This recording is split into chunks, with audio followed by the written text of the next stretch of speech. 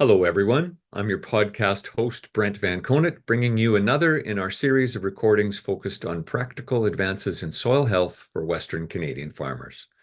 These recordings are part of a larger soil health initiative coordinated by Assiniboine College, bringing together a network of many Western Canadian grower groups and other organizations to continue to advance soil health in ways that accommodate the unique circumstances of each farm. This podcast and the overall soil initiative are made possible through the generous support of the Weston Family Foundation. If you like what you are seeing and hearing, tell a friend and feel free to check out our website, soilhealthnetwork.ca, to find out more about our soil health project. Thanks for joining us. Well, our guest today is Daryl Domitruk. He's the executive director of Manitoba Pulse and Soybean Growers. I'll give you a little bit of, if you don't know Daryl, he's been around for a while in the circles that I've traveled in. But if you don't know Daryl, a little bit of his background includes the work he's done now as executive director with Pulse and Soybean Growers, but he's also been in the crop protection industry. He was a part of a farmer-led research organization for years.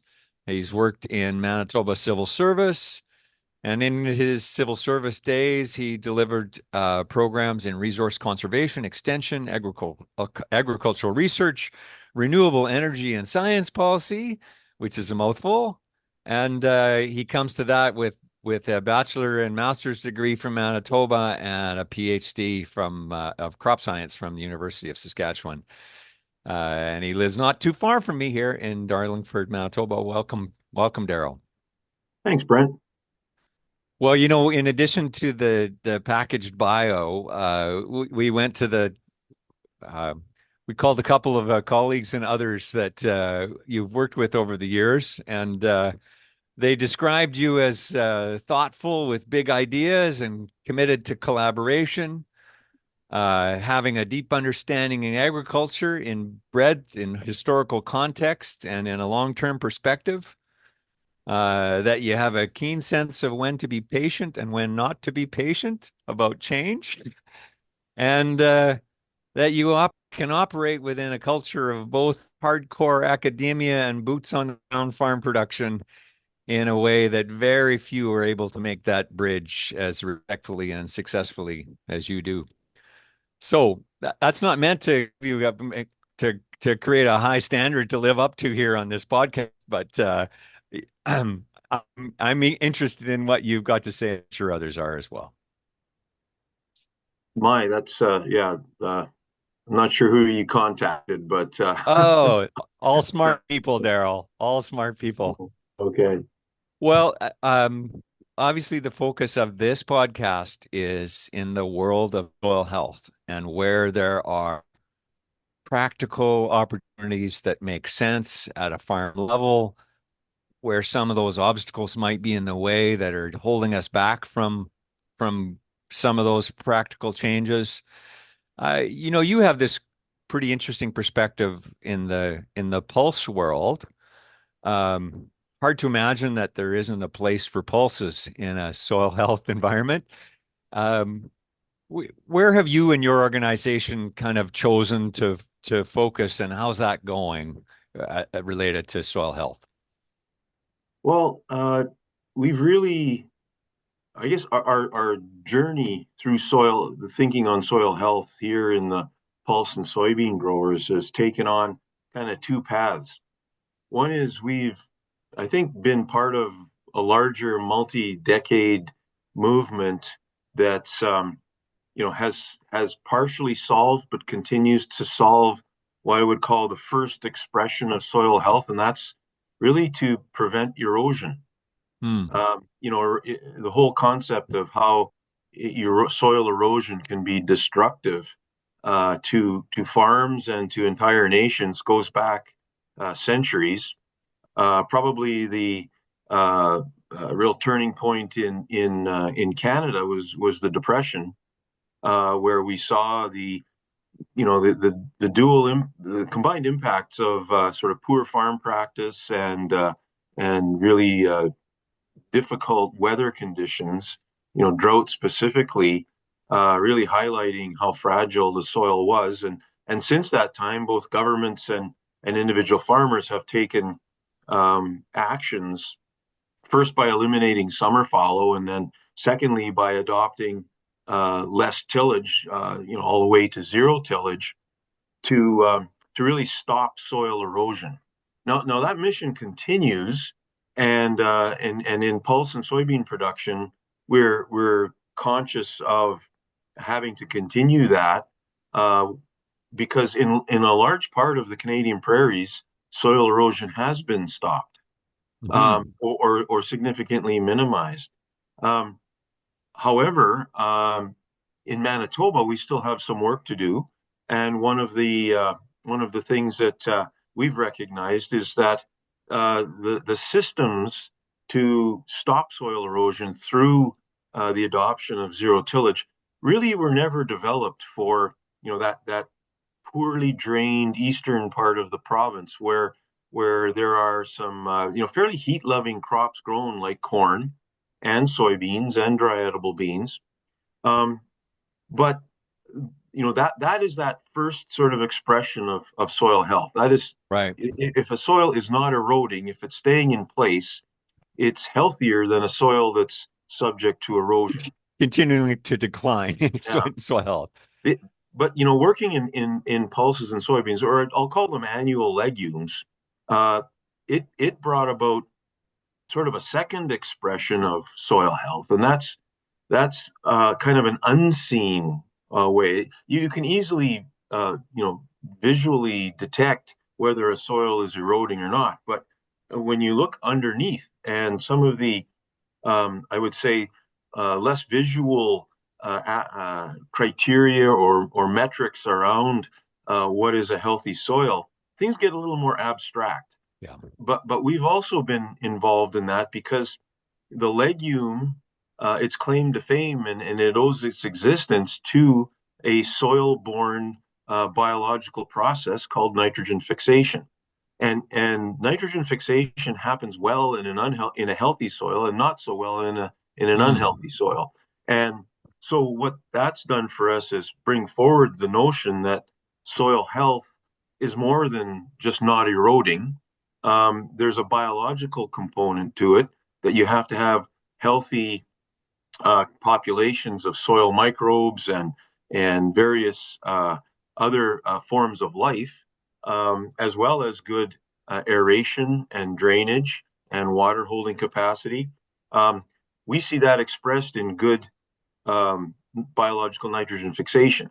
Um, Yeah. so that's our second expression, although of soil health. Although I want to really underline that it's a little more abstract, Yeah. and it's complicated, and so we don't have it figured out. We're starting to, so we are investing funding into figuring out what the inclusion of annual legumes can do to that kind of more abstract, below the surface aspect of soil health. When I suppose in the um, in the world of getting a legume and broader rotation, whether there's a clear measure or not, like the perfect counting the earthworms or whatever you do, I think everybody gets that a pulse in the rotation can be really valuable. Um, but there's some obstacles in the way of sometimes economic, sometimes trash management, sometimes weed management, and other things that keep the attractiveness of pulse out of somebody's rotational picture. What ways are you kind of trying to address the appeal um, to get pulses into more consistently grown? Well, the driver in all of this, as usual, is economics. And so what we're looking at is trying to make the production and sale of annual legumes as profitable as possible. Hmm. Um, so attached to that, though, are a number of agronomic challenges. Right. Um, some of them are dealt with through genetics. So we've invested in a lot in plant breeding, particularly in dry beans. but also in peas and working with the private sector in soybeans, because things like maturity, things like emerging in a cool soil, those kinds of things can be dealt with through genetic improvement. Um, the other aspect of it, though, is how do pulses, what kind of synergy do you get to your overall system by including an annual legume? Um, there are many farmers who claim that the crop after a soybean crop seems to do better. You know, Edible why beans is on my farm. It almost you want to you always look forward to pulling the combine into the field that was edible beans last year because it seems like it's always a little bit better. and we realized early on when soybeans started to become popular that we were a bit behind places like Saskatchewan that have been growing pulses for many decades. So we have embarked on collecting knowledge to figure out why may there be a yield bump, or if in fact there are, or is it some if it's just something that people feel, and are there observations backed up by actual measurements? So we're working on that. One of the other areas, though, that's kind of interesting, if you are a grower that has adopted, say, zero tillage, um, the annual legume crop, whether it's soybeans, dry beans, or peas, they'll tend to be your low residue crop. Mm, Now, somewhat paradoxically, that actually can assist soil conserving practices like zero or minimum tillage, because if you're not cultivating the soil, you do have to contend with some fairly heavy residue crops, especially if you're growing these big crops of oats, wheat, and corn. And we're not growing as much flax these days, so that was another lower residue crop. So and we know that success in these reduced and no-till systems does hinge to some degree on the alternation of high and low residue crops, right. broadleaf and grass crops, these kinds of rotation, foundations of the rotation. Well, these annual legumes come along and they are low residue. Now, you might think low residue exposes the soil to erosion. This is true. However, in a say 5-year rotation with some of these heavier residue crops, it is good to have a lower residue crop as a break in there. So that's one thing. One of the more recent things that we've, I guess, observed is there have been some prescriptions come out for additional soil health building practices like cover crops and things like that. Yep. And they're still being developed. It's kind of a research question as to whether cover crops can be successful in this part of the world.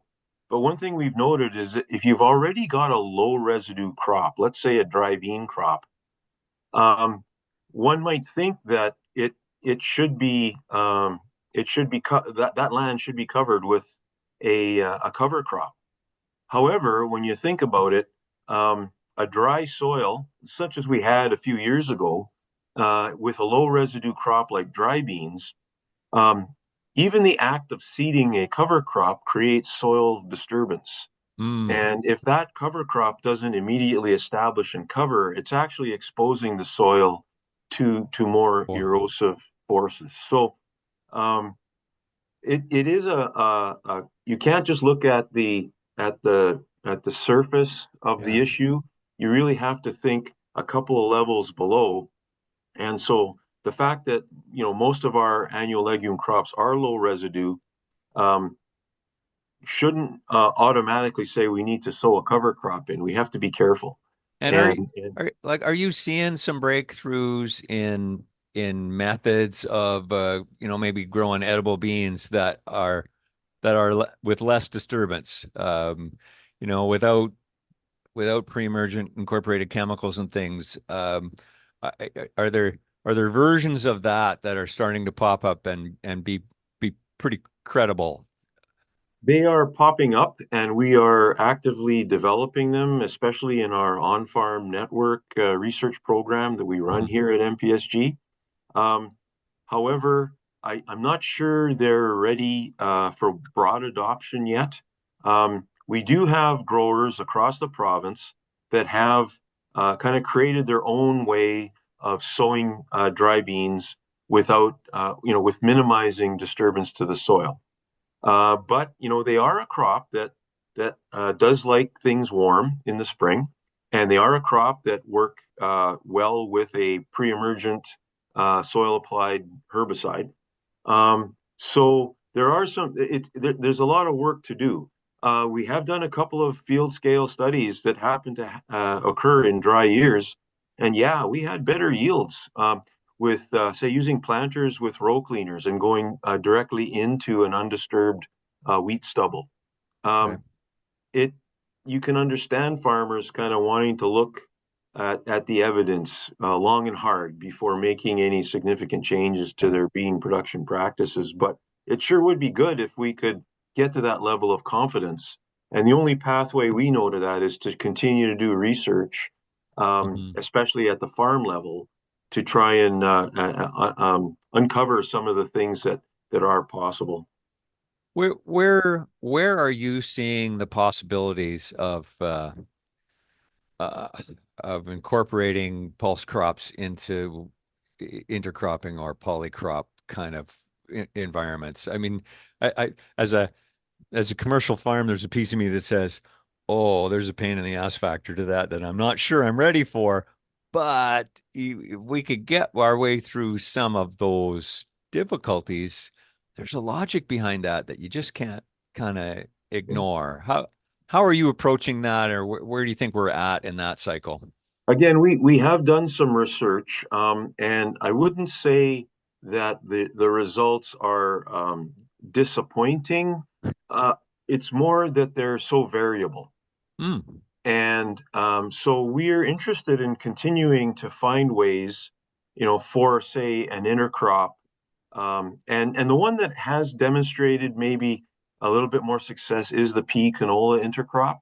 Yeah. Um, but when we've tried basically tried other combinations, and between work conducted in the Diversification Center network here in Manitoba and by our agronomist in residence at the University of Manitoba, Kristen McMillan, we're seeing that some successes and some failures, and so it's that lack of Hmm. predictability. I guess the other thing is that um, of course, some of these pulse crops, especially things like dry beans, can be quite valuable. And anything that might put a lid on yield, whether it's an intercrop or something else, in other words, on purpose or by Yeah. accident, is typically not well received by growers. So we still have to get over that problem of reducing yield in the in one of the crops in order to get the benefits of an intercrop. And I think there's a significant sensitivity around that, especially in the pulse crops, just due to their values. So Well, I guess the other thing that I maybe frightens me a little bit about that is if peas, for example, are now introduced as a great companion within a polycrop, um, well, how often can I come back to that field and not start to generate a disease problem because I've the pulse that I have, I'm playing a few, I'm playing that card a few too many times in my rotation, and now I take it through a disease problem. I take it out completely, or it, in theory, people talk about having less disease because it's a polycrop environment, but uh, uh, how how do we yeah. sort our way through uh, the kind of applied research that Mm. answers that question with the kind of confidence you or I would want to have if we were planting a quarter section? Well, in the context of soil health, this is really for us in the annual legume business is getting at that second expression of soil health. A lot of that stuff that happens underneath the ground, the diseases that you referred to in our crops are the most serious ones are the soil borne or the root rot complex. Okay. Right. So, I mean, and those things are actually an element of soil health. You can have the most conserved soil, the soil with the best aggregate stability and organic matter content and porosity and all those things. But if it's got Aphanomyces or Phytophthora, it's not a healthy soil. Yeah. And so, getting back to polycropping and intercropping and things like that, it is one of those things that we are examining. Um, is it one of the options to hold populations of some of these soil-borne pathogens at bay? Because we really haven't got any near-term good solutions. Again, the genetic route is the preferred route and the route we're taking, but it looks like, especially in with respect to Aphanomyces eutyches, which is the really serious soil-borne pathogen for peas in Manitoba and across the prairies, there are no ready genetic solutions. It's going to be a long time before we get some resistance. So we're looking at those kinds of things.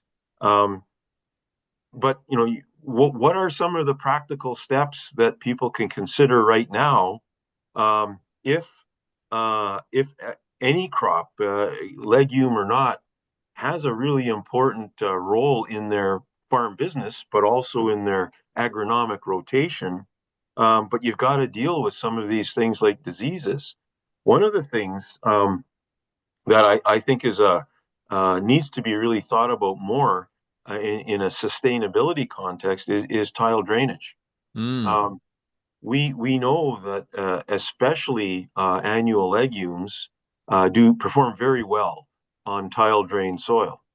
That soil, in other words, is healthier.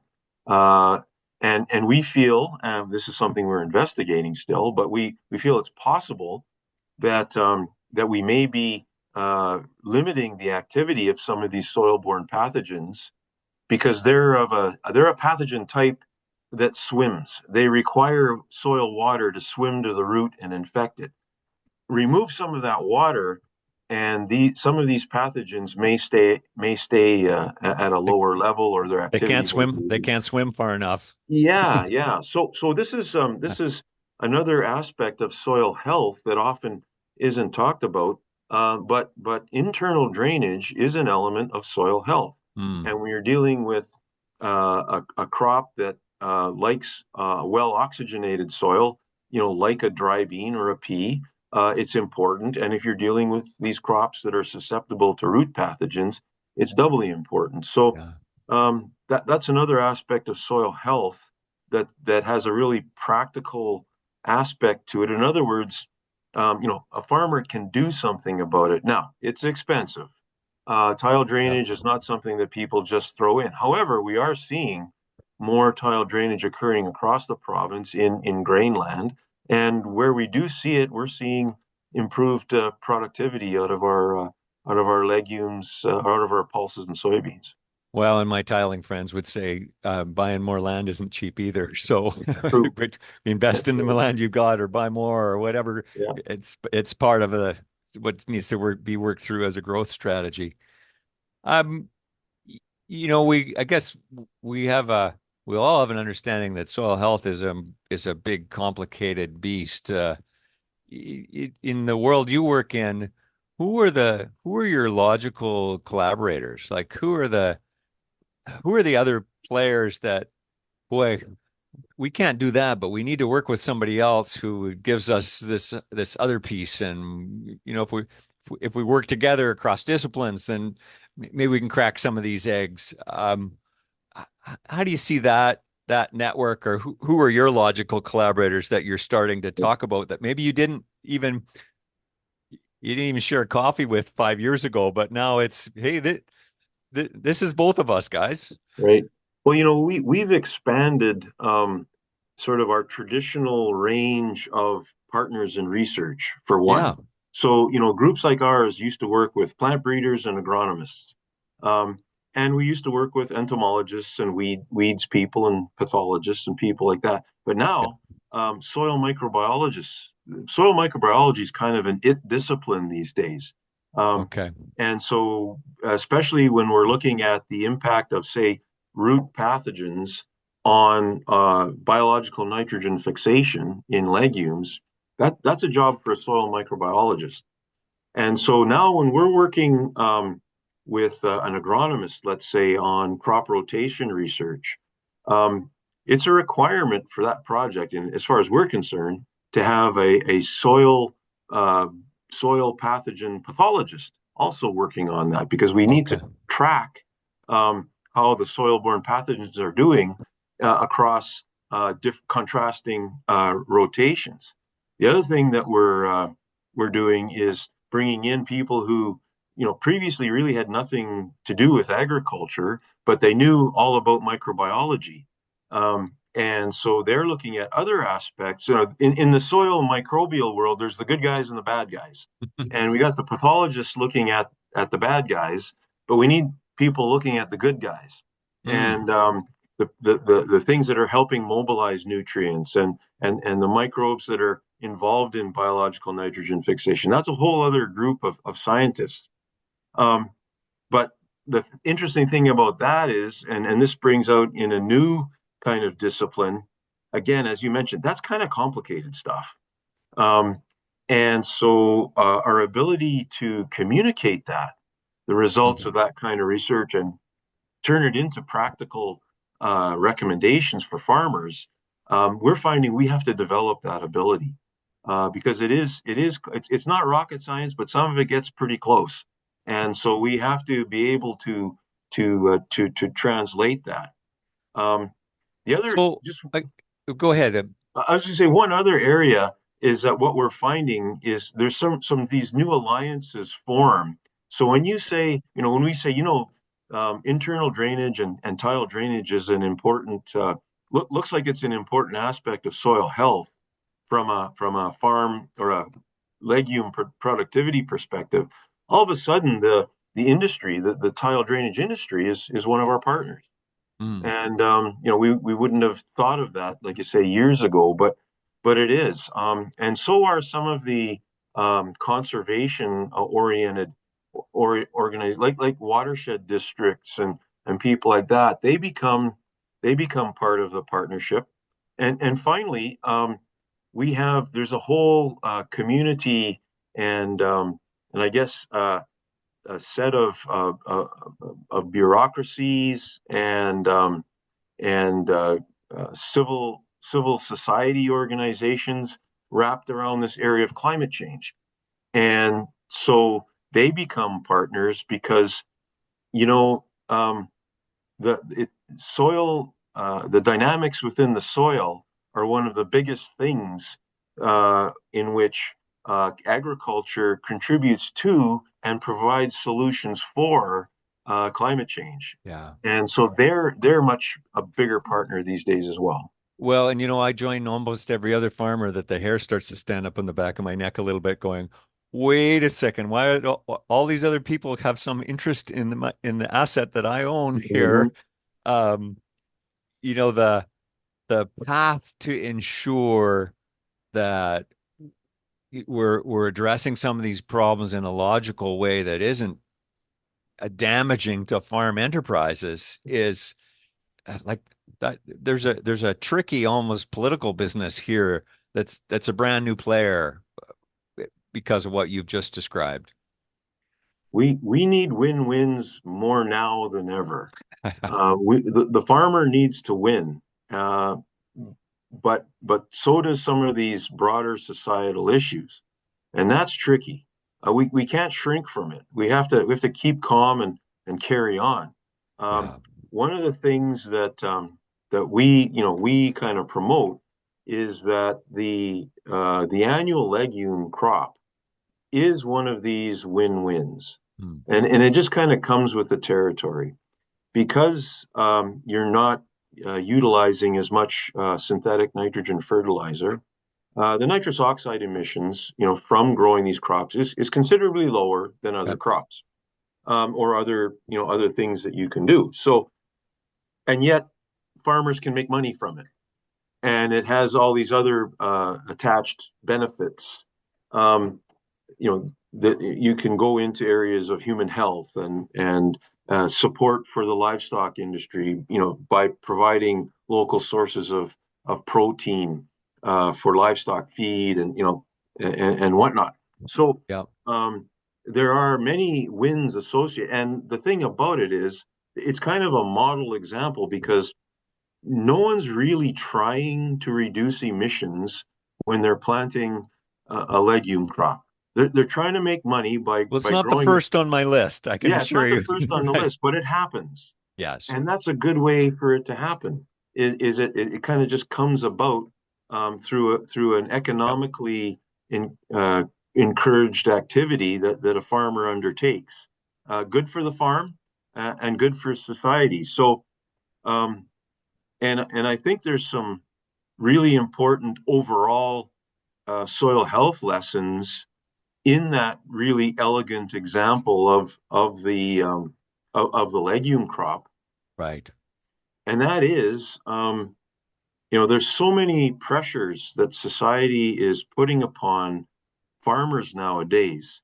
It seems that every couple of years there's a new layer of demand placed upon the farmer. So, produce food, produce, clean food, produce food without, produce it economically so it's cheap, uh, produce it so that it doesn't impact the water or the wildlife or colorless, odorless gases going into the air. Those kind. It's very it's a lot of weight to put on the shoulders Yeah. of a small business person on a farm. Right. But if we could really focus farmers' attention on soil health, and convince the public that that's really where the farmer should be focused, and kind of move to the side some of these other concerns, and hopefully have other elements of society, take responsibility Yeah. for some of the other aspects of preserving the earth.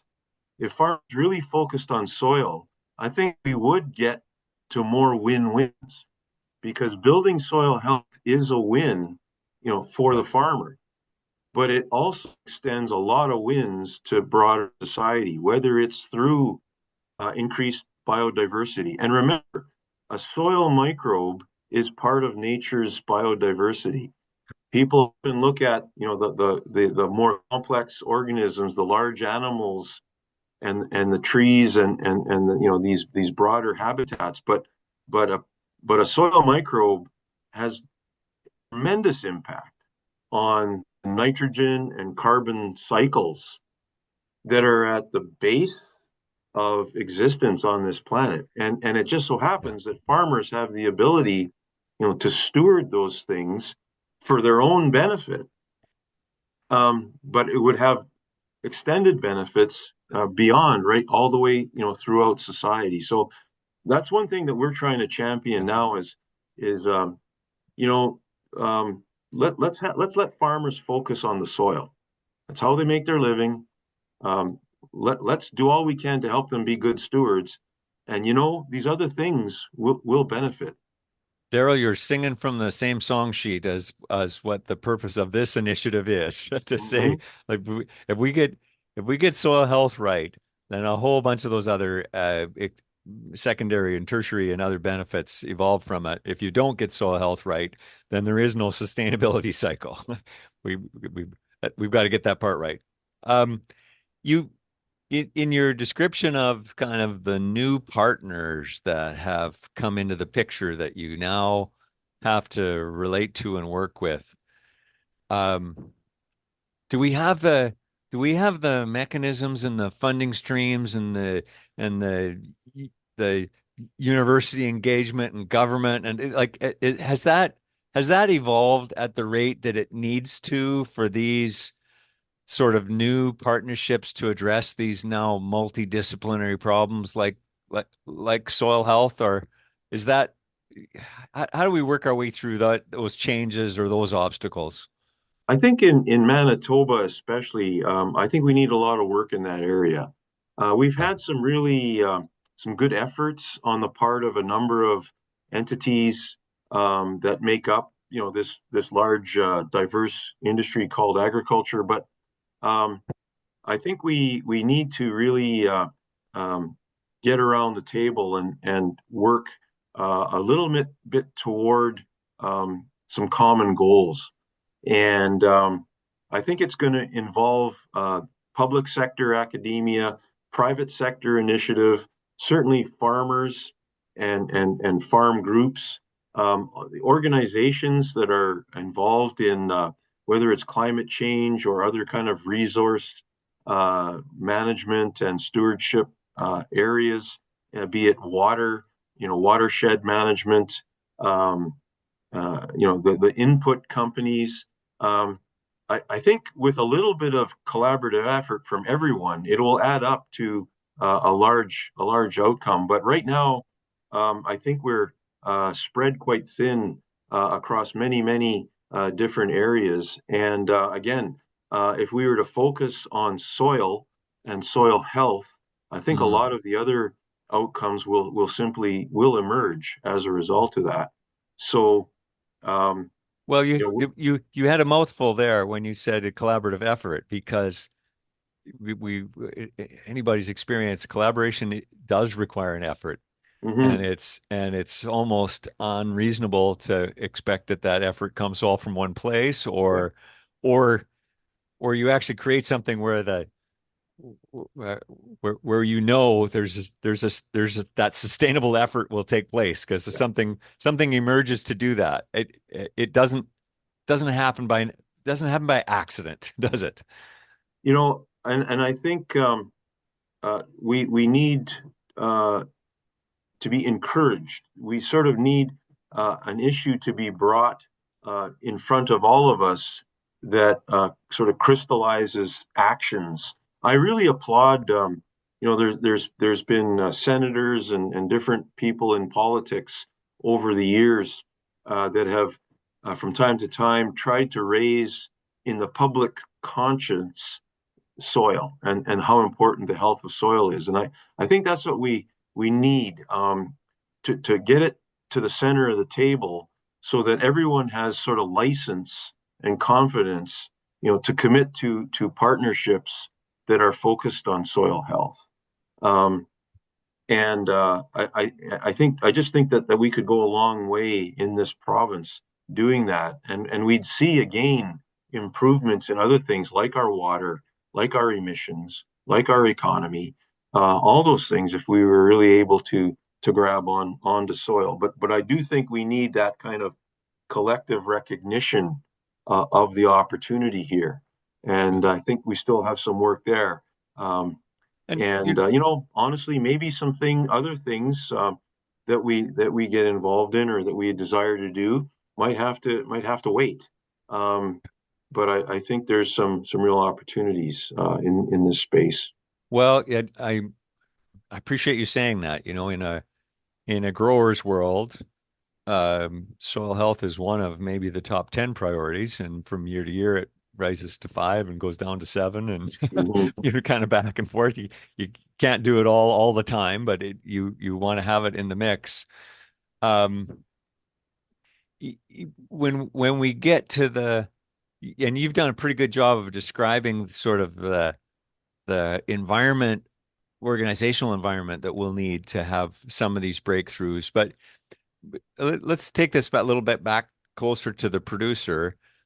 What kind of technologies and practices or on the ground things do you think have the most potential, Mhm. or need this new organizational structure to address and really wrestle with, to be able to support producers to make appreciable gains in soil health? What is your crystal balling look like to say? What are you watching the most closely Yeah. in terms of technologies and Well, practices? and again, I'll come from really strictly the pulse and soybean perspective, but I think there's around four things that I think are achievable, um, and I think are key. They will really take our recognition of and our practice to achieve soil health to a new level. Um, One thing that might be, kind of sound small, but we need tailgate technologies to detect soil-borne pathogens. Hmm. And in fact, these are being developed, and MPSG has funded research that has enabled some of these technologies to be developed, and we'll be deploying some of these in the coming years on farms to do the evaluation. But really, we need to know what we're up against. And in pulses and soybeans, root rot is a very big thing, and it's a big part of soil health. So we need to be able to detect these things as quickly and efficiently as possible. The gun that you can point at the ground and say, you got him, you don't got him. Yep. Yeah, Okay. exactly. We need something like that. And there's, for example, a startup company in Saskatoon that has taken some genetic technology from the medical field and adapted it to identifying pathogens in soil, and that's the kind of thing that we need to do. Secondly, I'll bring back the area of tile drainage again. Hmm. Um, I think we can do a lot more in that area, both on a regulation side, on an agronomy side, and an investment side. And by the way, I think it's probably one of these areas that if we're going to maintain a thriving farming industry going out decades, we can't expect to continue farming under the projected changes in climate, the way we do now in the future. And I think things like like drainage are going to be even more important as time goes on, and we face the specter of much more severe weather events. So I do think tile drainage, and on the other side, irrigation. Um, I think irrigation is a big contributor, uh, obviously to the economy, but also to overall soil health. So that balance between water supply and management, I think, is key. So No, I know yeah, you got two more, but I can't let this go by, and I got to yeah, rattle your cage on this. Is that from a conservationist kind of background, there lots of people could kind of get chills going, wait a second. If we're trying to preserve natural landscapes, running pipes and running pipes under the ground to drain and pipes over the ground to irrigate, that doesn't sound very conservationist to me. How how how can those principles coexist? And the people who are worried about ducks and all that kind of yeah. stuff That's a say believe that we've got the win-win that you were talking about. It's a great question, and I think it really calls upon us to come to terms with the agro ecosystem. Okay. We're not in a pristine ecosystem. We're in an agro ecosystem.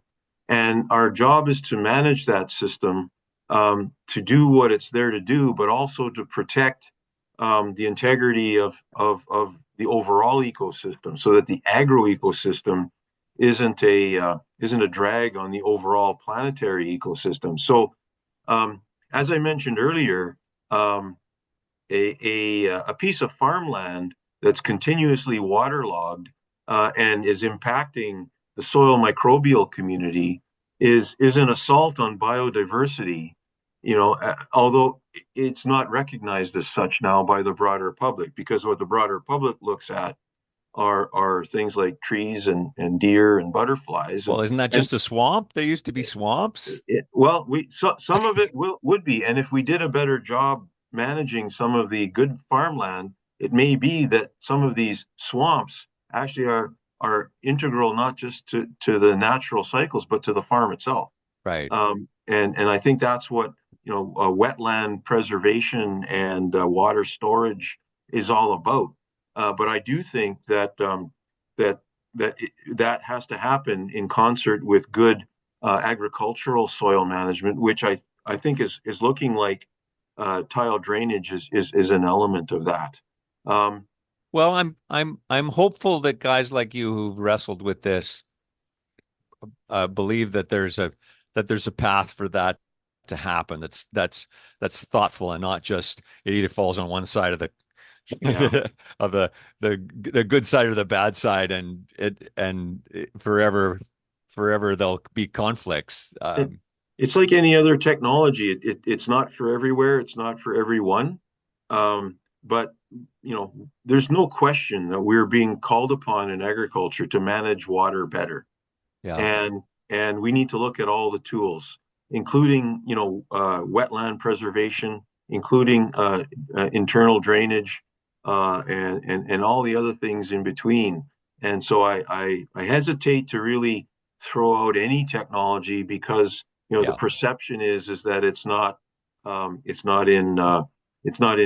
in tune with an ecological approach to farming, when it could be in tune with an agroecological approach, to Okay. farming. So, Well, sorry for the aside here. You had you yeah, had no. you had two more things that you Well, thought were key to where we go next. one of them was irrigation, but really the third one was irrigation and drainage, and its impact on salinity, because I think salinity is something. It's an element of soil health that maybe had gone out of the conversation for a while, because it was big when we used to summer fallow, and people stopped summer fallowing, and salinity, supposedly went away. But no, salinity is definitely here, and I think we're creating new routes for salts to be deposited in the root zone and on the surface of soils. So we need to pay attention to salinity and the impacts of water management on that. Um, but the other one that, and I guess the final one, is that I still think that with some effort, we can develop true zero-till systems that work everywhere. And I think we just kind of stopped. We stopped in time somewhere in the early 1990s, and we stopped geographically somewhere around Highway 34 in Manitoba. And I think with corn is a crop that is advancing in genetics. It's on the move here in Manitoba. It's paired with soybean elsewhere in the world, and I think it was a good pair with soybean here in Manitoba. But gosh, if we're going to encourage farmers to pull out the cultivator more often, and the disc and the tandem disc and whatnot, I think we might be selling ourselves short. So I think some synergy there is possible. I think a renewed effort to develop some of these lower disturbance tillage systems for places like the Red River Valley, the Pembina Valley, um, the eastern reaches of the Assiniboine, the Interlake, places like that. I think we do well. I think it would be a good thing to try. Not to mention the savings in time, labor, equipment, and fuel that can go with it. I think there's a really a strong economic argument for doing that. It might not work, but I think we need to really look at uh, adopting zero till to some of our heavier, um, poorly drained, crop diverse kind of lands, and I think that'd be worthwhile. And are you seeing or have you seen examples where the accumulation of trash from a cornfield is pretty substantial? Like the seeding the next year is no given if you Yeah. haven't. I mean, guys seem to go. They're deeper ripping and burying stuff deeper to get rid of all the 9 foot stock as opposed to leaving it on the surface. What is that? Is that part shorter varieties? Is that part some way to get faster micrological breakdown? Is it strip tilling? How do you I see think that happening? right now, deep burying some of these residues is the only option Right. in many cases. So the whole challenge for us is to provide other options, and it's not likely that one option is going to fit everyone. But we know that, so I think it's handy to look at it. Do we have an agronomic problem, or do we have an engineering problem?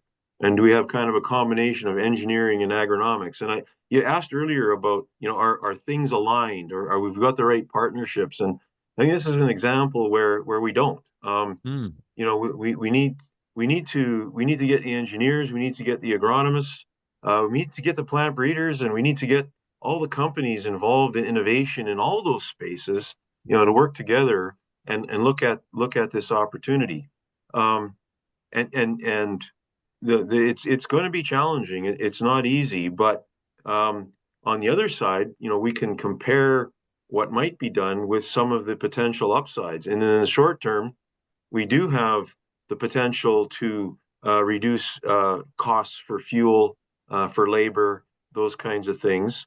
And if we can do it, then I think we owe it to farmers to try and help them save that money and increase their profit margins. If it doesn't work, and if we're doing it in a scientifically valid way, it will show that it doesn't work, and we can move on. But I just don't think we've given it the proper shake, and I think we owe it to farmers to do that. So, You know, um, the mechanisms of getting things done and having and funding research and over the years, more and more of that has fallen onto the shoulders of grower organizations like yours. Um, similarly, the way you've talked about the weight of all of climate change can't fall on the shoulders of growers. The weight of all climate change and soil health can't entirely fall on the shoulders of grower organizations either. I guess I'm curious about how, in kind of some wrap up thoughts here about how producers and the sort of the logical, economically viable path for producers stays within the producer's control and how that gets shaped. mhm. Um, is that you guys in grower organizations? Is that what's the mechanisms that assures that this doesn't get away from the very folks who have the most to offer uh, to make it really work at the farm level? I think one of the characteristics of our industry that governments and others wrestle with is that it is a very diverse population of people. You Hmm. can't say that farmers do this and farmers do that. Some farmers do this and other farmers do that, and there's a whole bunch in between. And so I think from a farmer's perspective, we can use that as a strength and say, look, we're a collection of a whole bunch of individuals that all have their own ideals and their own backgrounds and their own skills and their own desires and their their own resource bases um, and those kinds of things. And so if we're successful in bringing something like soil health to the center of the table, where few can deny that it is in the broader national interest to address soil health. It would certainly be in the individual farmer's interest to address soil health, but because every farmer is so different from the other, we need a tailored, much more locally driven kind of approach than we've taken to date. Yeah. I think that's the way farmers can, as you say, maintain, if not control, they can maintain those that control things going in the right direction. Okay. And I'm not sure farmers need to control, but they do need to influence, and they need those that share the objective of good soil health to keep things moving in the right Okay. direction. And that's largely governments and businesses.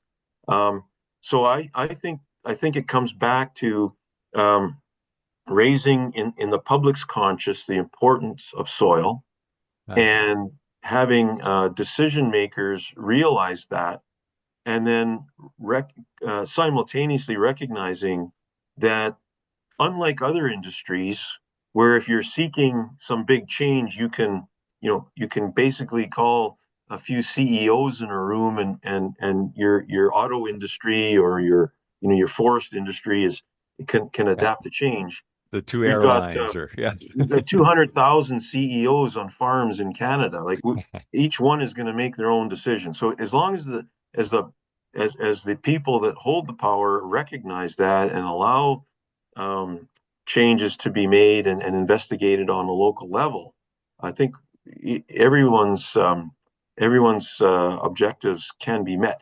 That is how um, back in the 1980s, when it was first realized that we really need to take better care of our soil, um, that it was local programming where we had soil conservation clubs made up of farmers would send a would send an experimental no-till drill around the district to try things out, Right. you know. And in some places it worked, some places it didn't, and farmers made their decisions based on that. I think we got to do that kind of stuff again, and but we need the support of broader society in order to get decision makers to realize that these things need to be funded, they need to be promoted, and they need to be local.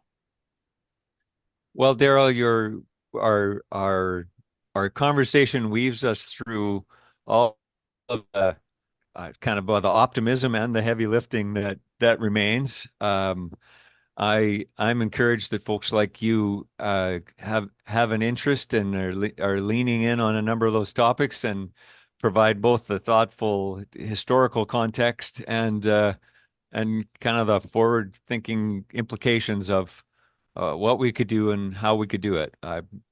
Producers and the rest of us are grateful that you do that kind of work, and we're grateful that we had some time with you today to discuss all that. Well, Certainly appreciate. let me say, Brent, on behalf of the pulse and soybean growers, that we're really pleased that the Soil Health Network is off and running, and there's commitment from the Russ Edwards School at Assiniboine College. We're behind you, and we're interested to follow the progress of the network and contribute where we can. And again, I think it's one of these partnerships and alliances that will pay off for the farmer, but for Manitobans in general as well. Well, we both have work to do, and We do. it may not all be as public as this on a recorded podcast, but I'm sure we'll be talking again soon. I appreciate your time today, Daryl. Thank you. All right, bye for now.